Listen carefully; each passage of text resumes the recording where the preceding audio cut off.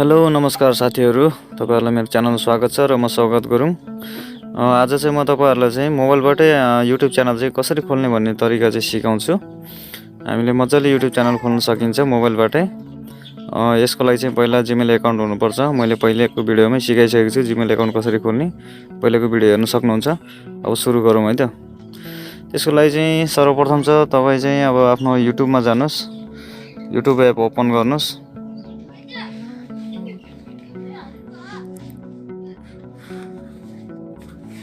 YouTube app open भइसकेपछि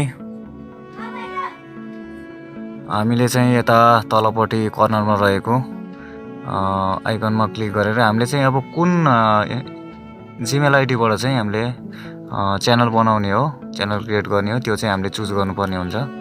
यसमा मेरो धेरै आइडीहरु देखाएको छ। यसमा चाहिँ म तलको छ यो technosaugat@gmail.com भन्ने, त्यसबाट चाहिँ मैले आइडी बनाउन चाहन्छु, YouTube च्यानल बनाउन चाहन्छु। फर्स्टमा चाहिँ यस्तो देखाउँछ है, ब्ल्याङ्क देखाउँछ। भर्खरै मैले नयाँ खोलेको Gmail आइडी हो, त्यही भएर यसमा चाहिँ हामीले सर्च गर्न सकिन्छ, ट्रेन्डिङ हेर्न सकिन्छ।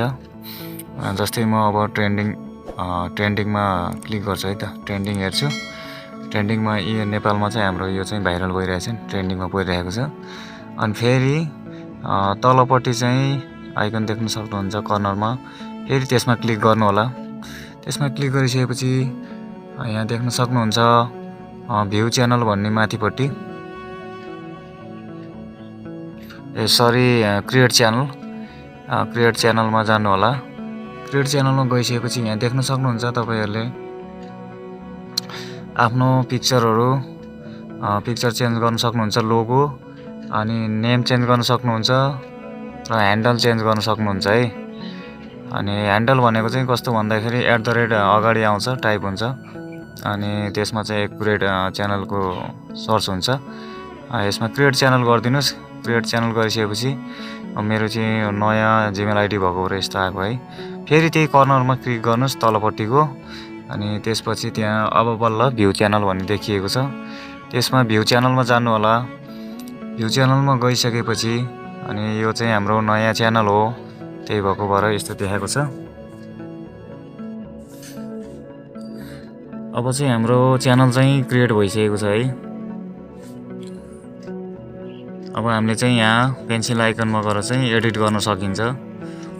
जस्तै हामीले चाहिँ यहाँ अब आफ्नो नेम चेन्ज गर्न सकिन्छ। अनि त्यहाँबाट ह्यान्डल चेन्ज गर्न सकिन्छ। च्यानलको लिंक कपी गरेर कसैलाई शेयर गर्न सकिन्छ। अनि यसमा आफ्नो च्यानल के को बारेमा छ हामीले डिस्क्रिप्सन लेख्न सकिन्छ। माथि आफ्नो लोगो चेन्ज गर्न सकिन्छ अनि YouTube ब्यानर चेन्ज गर्न सकिन्छ है। हामीले चाहिँ च्यानलको लागि यी कुराहरु सबै रेडी पार्ने हो पहिला।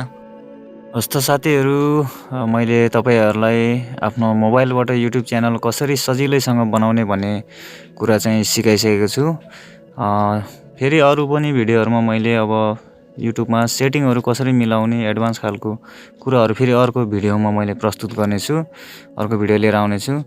भिडियो मन पर्यो लाइक गर्नु होला साथीहरु, च्यानलमा नयाँ हुनुहुन्छ भने सब्स्क्राइब गरिदिनु होला। अहिले लाग्छु, धन्यवाद।